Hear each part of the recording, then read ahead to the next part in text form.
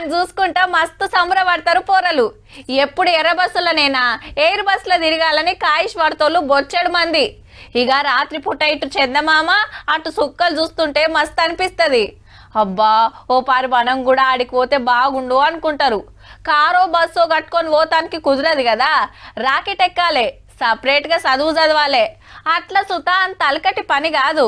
కానీ అలా ఇండియాకి వెళ్ళి గీసారికి వచ్చింది గా ఛాన్స్. ఇట్లా పైకి లేచిన రాకెట్ల నలుగురుంటే అందులో మన శుభాంశు శుక్లా ఒకడు. అమెరికాలో ఉన్న నాసా సెంటర్ కెళ్ళి మొగుల్ మీదకి పోయిండ్రు. స్పేస్ స్టేషన్ లా 14 రోజులుండి ఎన్నో ప్రయోగాలు చేస్తారట. అట్లనే మోడీ సార్ తోటి స్కూల్ పిల్లలతోని ముచ్చట పెడతాడు మీదికెళ్ళి. అంతరిక్షంలోకి పోయిన రెండో భారతీయుడు శుభాంశు శుక్లానే. మరి 41 ఏండ్ల కిందట రాకేష్ శర్మ పోయి 8 రోజులుండొస్తే ఆ టెన్క ఏడాదికి పుట్టిన శుక్లా ఇప్పుడు పోతాండు. పుట్టింది ఉత్తరప్రదేశ్ లా.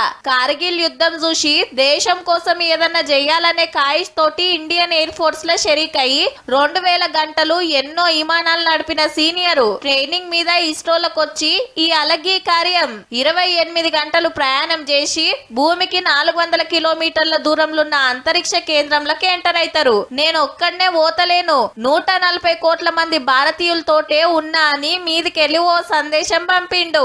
ఇట్లా టీవీలో కొడుకుని చూసుకుంటా మస్తు సంబరపడ్డరు అమ్మా నాయనలు. అయితే ఇది అమెరికాలో తయారై ఆడికెళ్లే పోతున్న రాకెట్.